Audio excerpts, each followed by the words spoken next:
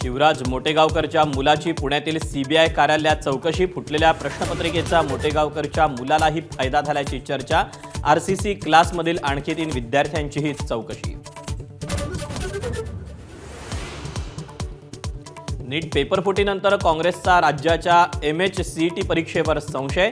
12वीत 37% mark असणाऱ्याला सीईटीत 99.97% कसे? पुरावे दाखवून काँग्रेस नेते सचिन सावंत यांचा सवाल.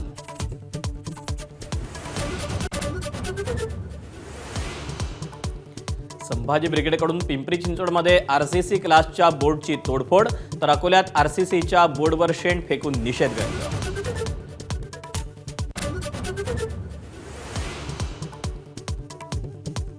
अशोक खरातला मनी लॉन्ड्रिंगच्या गुन्ह्यात अटक करण्याची ईडीला विशेष PMLA कोर्टाची परवानगी.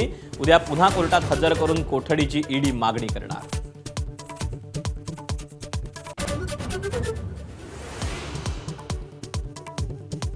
पेट्रोल आणि डिझेलच्या दरांमध्ये पुन्हा वाढ. पेट्रोल 86 पैसे तर डिझेल प्रति लिटर 83 पैशांनी महागलं. 4 दिवसातली दुसरी दरवाढ.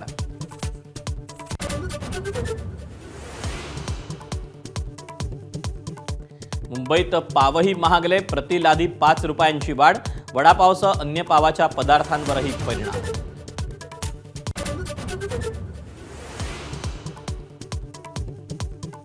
शेतकरी कर्जमाफीला आचारसंहितेचा ब्रेक. विधान परिषद निवडणुकीची आचारसंहिता सोमवारपासून लागू. मतदान झाल्यास 25 जूनपर्यंत राहणार आचारसंहिता, तर 30 जूनपूर्वी कर्जमाफी देण्याचं सरकारचं आश्वासन.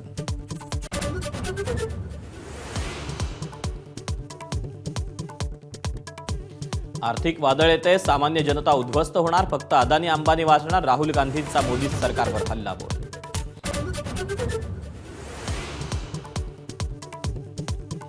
नवी मुंबई विमानतळ नामकरणासंबंधीची याचिका सुप्रीम कोर्टानं फेटाळली.